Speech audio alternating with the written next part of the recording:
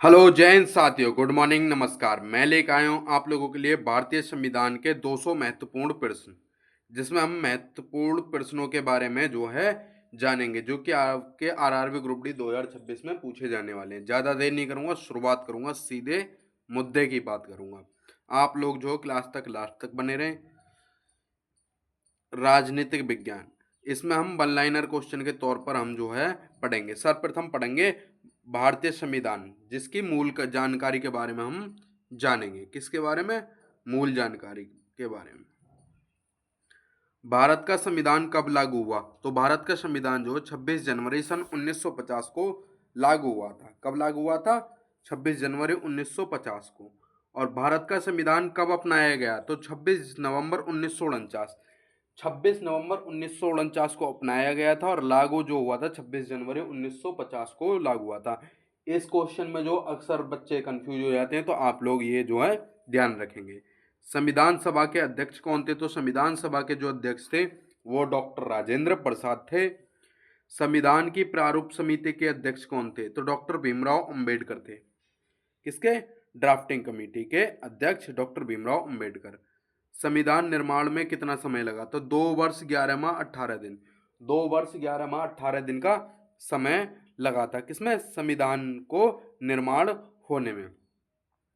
भारतीय संविधान की प्रस्तावना में भारत को क्या कहा जाता है? तो संप्रभु, समाजवादी, पंथ निरपेक्ष, लोकतांत्रिक गणराज्य। क्या कहा जाता? संप्रभु, समाजवादी, पंथ निरपेक्ष, लोकतांत्रिक गणराज्य जो है कहा जाता है। भारत में शासन प्रणाली कैसी है? तो भारत में शासन प्रणाली कैसी है? संसदीय शासन प्रणाली है। कैसी है? संसदीय शासन प्रणाली। भारत का राष्ट्रीय अध्यक्ष कौन होता है? तो भारत का राष्ट्रीय अध्यक्ष होता है वो राष्ट्रपति होता है। वर्तमान समय में हमारी राष्ट्रपति द्रौपदी मुर्मू है, जो कि 15वें क्रम की हैं। भारत सरकार का वास्तविक प्रमुख कौन होता है? तो भारत सरकार का वास्तविक प्रमुख जो होता है वो कौन होता है? प्रधानमंत्री होता है। वर्तमान में प्रधानमंत्री नरेंद्र मोदी जी हैं, वो भी कितने? 15वें क्रम के हैं। भारतीय संविधान का संरक्षक किसे माना जाता है? तो सर्वोच्च न्यायालय को। सर्वोच्च न्यायालय को जो है भारत का क्या माना जाता है? संरक्षक माना जाता है। भारत की संसद में कुल कितने सदन है? तो 2 सदन है। एक उच्च सदन है, एक निम्न सदन है। कैसा? उच्च सदन और निम्न सदन। संसद के 2 सदन कौन कौन से हैं? तो ये आप इन्हें लोकसभा और राज्यसभा भी कह सकते हैं, और उच्च सदन और नीच सदन भी कहा जाता है। लोकसभा का कार्यकाल कितना होता है? लोकसभा का कार्यकाल 5 वर्ष का होता है। राज्यसभा का कार्यकाल कितना होता है? राज्यसभा का कार्यकाल जो है ये स्थायी सदन है, और इसके लिए 6 वर्ष के लिए सदस्य को चुना जाता है। लोकसभा में 5 वर्ष के लिए चुना जाएगा और राज्यसभा में 6 वर्ष के लिए।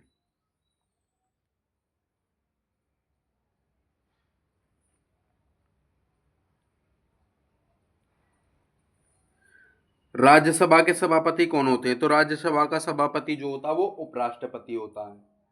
वर्तमान में उपराष्ट्रपति कौन है? तो सीपी राधाकृष्णन है, वो भी 15वें क्रम के उपराष्ट्रपति हैं। लोकसभा की अध्यक्षता कौन करता है? तो लोकसभा के अध्यक्ष करते हैं। लोकसभा अध्यक्ष वर्तमान में कौन है? तो ओम बिरला। कौन है? ओम बिरला। भारत में मतदान की आयु कितनी है? तो भारत में मतदान की आयु जो 18 वर्ष है। भारत में चुनाव कौन कराता है? तो भारत में निर्वाचन आयोग जो है चुनाव कराता है। भारत का सर्वोच्च न्यायालय कहाँ स्थित है? तो न्यू दिल्ली में। कहाँ पर? न्यू दिल्ली में। सर्वोच्च नागरिक संस्था कौन सी है? तो सर्वोच्च न्यायालय। भारतीय संविधान में कुल कितने भाग हैं? तो भारतीय संविधान में कुल 12 भाग हैं। भारतीय संविधान में कुल कितनी अनुसूची हैं? तो 12 अनुसूची हैं। कितनी है? 12 अनुसूची हैं कुल भारत में। अगर आप मूल संविधान में बात करें तो मूल संविधान में कुल 8 अनुसूची थी। कितनी थी? 8 अनुसूची। संविधान में मौलिक अधिकार किस भाग में है? तो भाग 3 में। राज्य के नीति निर्देशांक तत्व जो भाग 4 में है। मौलिक कर्तव्य जो है वो भाग 4A में है। मौलिक कर्तव्यों को किस संशोधन के द्वारा जोड़ा गया था? तो 42वें संविधान संशोधन 1976 के तहत जो है मौलिक कर्तव्य को भारत के संविधान में जोड़ा गया था। भारतीय संविधान में मौलिक कर्तव्यों की संख्या कितनी है? तो 11। कितने मौलिक कर्तव्य जो हैं? 11 हैं। संघ और राज्यों के बीच शक्तियों का विभाजन किस अनुसूची के अंतर्गत आता है? तो कितने? 7वीं अनुसूची। 7वीं अनुसूची के अंतर्गत जो है राज्य और संघ के बीच की शक्तियों का विभाजन होता है। पंचायती राज व्यवस्था को संवैधानिक दर्जा किस संविधान संशोधन से मिला? तो 73वें संविधान संशोधन से जो है पंचायती राज व्यवस्था को दर्जा मिला था। नगर पालिकाओं को दर्जा जो किस संविधान संशोधन के तहत मिला था? तो 74वें संविधान संशोधन के अनुसार। चलेंगे इसी के साथ नेक्स्ट। अब इसमें जो बात करेंगे, हम बात करेंगे भाग 2 में मौलिक अधिकारों की। मौलिक अधिकार संविधान के किस भाग में दिए गए? तो भाग 3 में, जो कि अनुच्छेद 12 से लेके 35 तक हैं। मौलिक अधिकारों की टोटल संख्या कितनी है? तो मौलिक अधिकार जो भारत में जो टोटल संख्या 6। सर्वप्रथम मौलिक अधिकार किस देश के संविधान से लिए गए?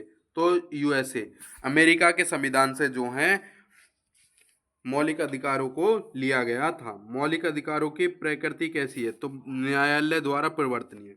कैसी? न्यायालय द्वारा परिवर्तनीय। कौन सा मौलिक अधिकार हृदय और आत्मा कहलाता है? तो आर्टिकल 21। आर्टिकल 21 को जो है जीवन और व्यक्तिगत स्वतंत्रता का अधिकार दिलाती है और इसी को जो है हृदय और आत्मा कहा जाता है।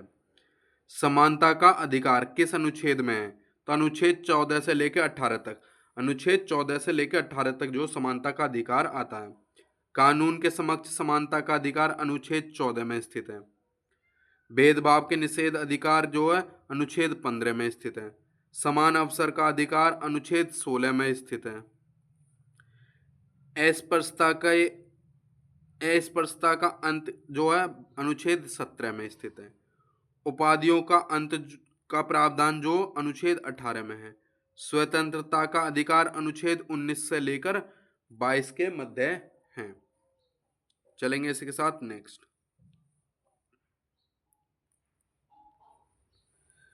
कुल कितनी स्वतंत्रताएं अनुच्छेद 19 में दी गई हैं? तो अनुच्छेद 6 अनुच्छेद 19 में जो 6 स्वतंत्रताएं दी गई हैं। वाकु और अभिव्यक्ति की स्वतंत्रता का अधिकार जो 19 के फर्स्ट में है या 19 के ए में।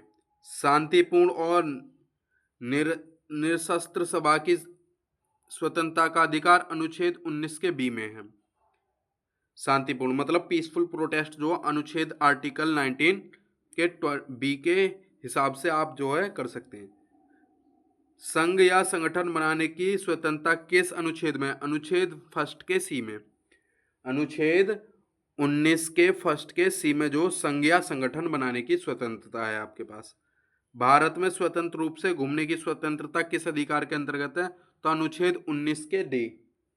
19 के पहले का डी जो है उसमें भारत में स्वतंत्र रूप से घूमने का अधिकार हमें मिलता है।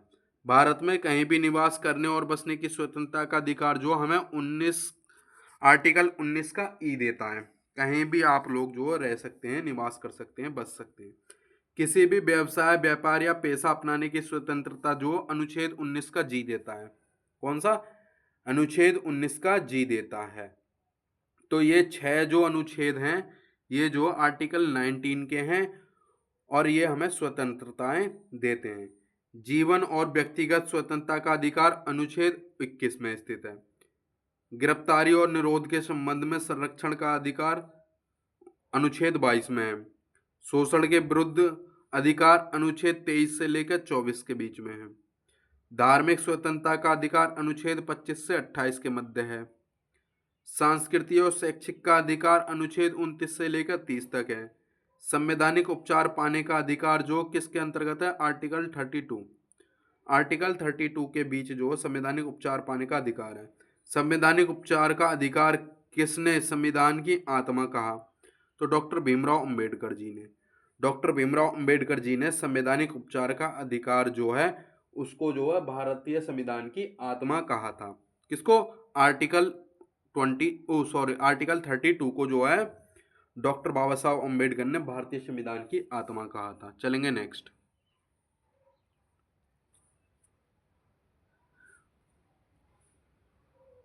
मौलिक अधिकारों के निलंबन की स्थिति में किसे लागू किया जाता है? तो अनुच्छेद 359। अनुच्छेद 359 को लागू किया जाता है मौलिक अधिकारों के निलंबन की स्थिति के समय। आपातकाल के दौरान किन मौलिक अधिकारों को निलंबित नहीं किया जाता? अनुच्छेद 20 और 21। अनुच्छेद 20 और 21 को जो है आपातकाल जब लगता है इंडिया में या कहीं भी, तो उस दौरान अनुच्छेद 21 और 20 को जो है लागू नहीं किया जाएगा। क्या मौलिक अधिकार पूर्ण हैं? नहीं, ये युक्ति संगत प्रतिबंधों के अधीन है। क्या विदेशी नागरिकों को सभी मौलिक अधिकार प्राप्त हैं? नहीं, केवल कुछ मौलिक अधिकार प्राप्त हैं। किसको? फॉरेन कंट्रीज को या फॉरेन पीपल्स को, जो आते हैं लोग उनको। अब बात करेंगे मौलिक अधिकारों की। किसकी? मौलिक अधिकारों की। किस मौलिक अधिकार के अंतर्गत कानून के समक्ष समानता का अधिकार मिला हुआ? अनुच्छेद 14 के तहत। किस मौलिक अधिकार के अंतर्गत भेदभाव का निषेध किया गया? अनुच्छेद 15 के तहत। राज्य किसी नागरिक के साथ धर्म, जाति, लिंग, जन्मस्थान आदि के आधार पर भेदभाव नहीं कर सकता। यह किस अनुच्छेद में है? तो अनुच्छेद 15 के फर्स्ट में। अनुच्छेद 15 के फर्स्ट में जो धर्म, जाति, लिंग, जन्मस्थान के आधार पर भेदभाव नहीं करेगा। महिलाओं और बच्चों के लिए विशेष प्रावधान बनाने का अधिकार अनुच्छेद 15 के थर्ड में है। किस अनुच्छेद के अंतर्गत सार्वजनिक रोजगार में अवसर की समानता मिलती है? तो अनुच्छेद 16 के फर्स्ट में। किस अनुच्छेद के तहत पिछड़े वर्गों के लिए नियुक्तियों में आरक्षण दे सकता है? तो 16 के 4 में। अनुच्छेद 16 के 4 के अनुसार। किस अनुच्छेद के अंतर्गत अस्पृश्यता का उन्मूलन किया गया है? तो अनुच्छेद 17। किस अनुच्छेद के अनुसार उपाधियों का अंत किया जाता है? तो अनुच्छेद 18 के तहत। किस अनुच्छेद के अंतर्गत वाणी और अभिव्यक्ति की स्वतंत्रता है? अनुच्छेद 19 के फर्स्ट के तहत। शांतिपूर्ण और निशस्त्र सभा की स्वतंत्रता जो अनुच्छेद 19 के फर्स्ट के बी में है। संघ या संगठन बनाने की स्वतंत्रता अनुच्छेद फर्स्ट के सी में। अनुच्छेद 19 के फर्स्ट के सी में। भारत के किसी भी भाग में स्वतंत्र आगमन की स्वतंत्रता अनुच्छेद नंबर 19 के फर्स्ट के डी में। 19 फर्स्ट के डी में। किसी भी भाग में निवास और बसने की स्वतंत्रता अनुच्छेद फर्स्ट के ई में।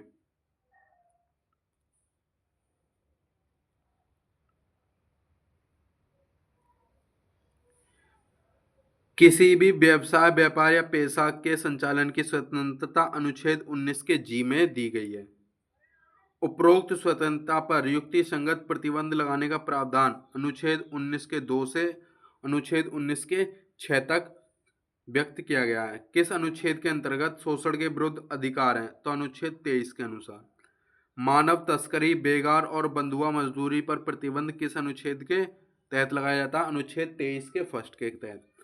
14 वर्ष से कम वर्ष के आयु के बच्चों को कारखाने या खानों आदि में कार्य करने पर प्रतिबंध जो अनुच्छेद 24 के अनुसार लगाया गया है कि 14 वर्ष से बच्चे कम उम्र के कारखानों और खानों में कार्य नहीं करेंगे। अनुच्छेद 24 के तहत। किस अनुच्छेद के अंतर्गत धर्म की स्वतंत्रता है? तो अनुच्छेद 25 के तहत। धार्मिक मामलों का प्रबंधन करने का अधिकार किस अनुच्छेद में है? तो अनुच्छेद नंबर 26 में। शैक्षिक संस्थान स्थापित करने और उनका प्रबंधन करने का अधिकार जो अनुच्छेद नंबर 30 का फर्स्ट हमें यह अधिकार देता है। अल्पसंख्यकों को अपनी भाषा, लिपि, संस्कृति की रक्षा करने का अधिकार अनुच्छेद 29 के फर्स्ट में दिया गया है।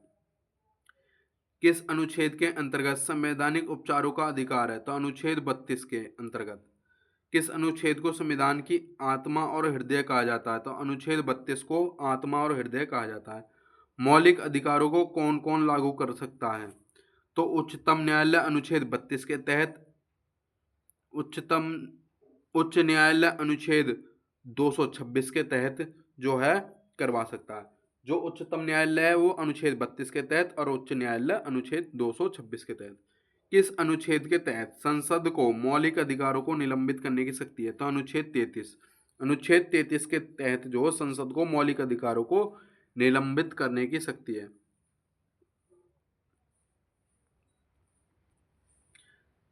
सशस्त्र बलों, अर्धसैनिक बलों आदि पर मौलिक कर्तव्यों में संशोधन प्रावधान किन अनुच्छेद के तहत होते हैं?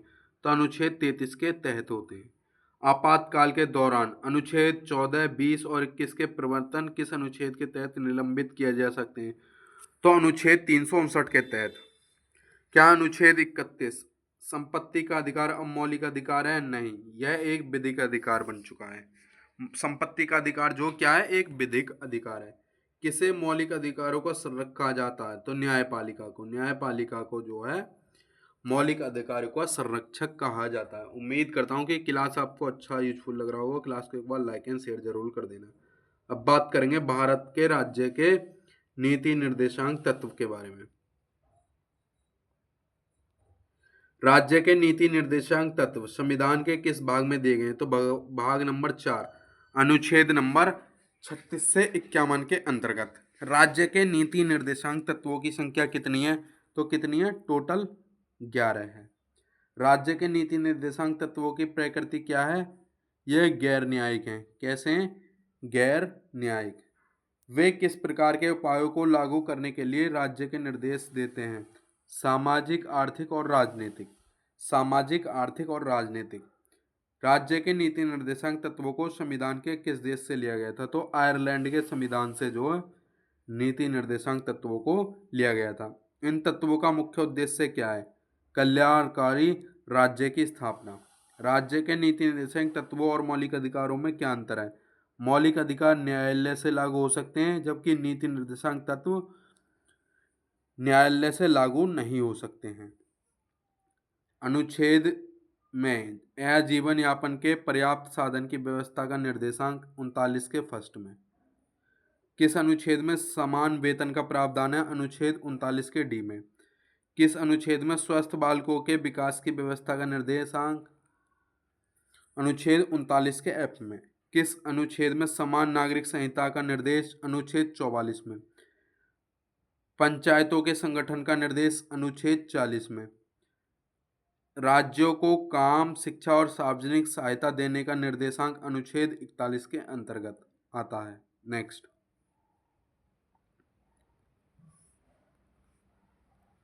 किस अनुच्छेद में मनोवोचित कार्य दशा और प्रस्तुति सहायता का निर्देशांक? अनुच्छेद 42 में। ग्रामीण कुटीर उद्योगों को प्रोत्साहित करने का निर्देश? अनुच्छेद 43 में। पोषण स्तर और जन स्वास्थ्य के उन्नयन की बात कही गई है अनुच्छेद 47 में। कृषि और पशुपालन का आधुनिकीकरण का निर्देशांक? अनुच्छेद 48 में। पर्यावरण, वन और वन्य जीवों की रक्षा? अनुच्छेद 48 के फर्स्ट में। अंतर्राष्ट्रीय शांति और सुरक्षा को बढ़ावा देने का निर्देशांक? अनुच्छेद 51 में। न्यायपालिका और कार्यपालिका को पृथक करने का सिद्धांत? अनुच्छेद 50 में। राज्य को प्रशिक्षण संस्थाओं की स्थापना और प्रबंधन के निर्देशांक? अनुच्छेद 45 में। 6 वर्ष तक के बच्चों के लिए निःशुल्क और अनिवार्य शिक्षा का निर्देशांक? अनुच्छेद 45 अब जो है अनुच्छेद 21 के फर्स्ट में है। पहले जो था अनुच्छेद 45 में था, अब जो कितने में? अनुच्छेद 21 के ए में है। नशीले पेय और स्वास्थ्य के लिए हानिकारक पदार्थों के निषेध का निर्देशांक? अनुच्छेद 47 में। समान नागरिक संहिता से संबंधित निर्देशांक? अनुच्छेद 44 में।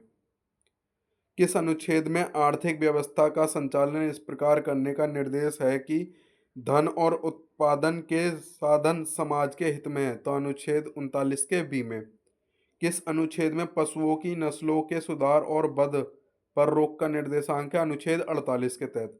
आदिवासी क्षेत्रों के प्रशासन की व्यवस्था? अनुच्छेद 46 में।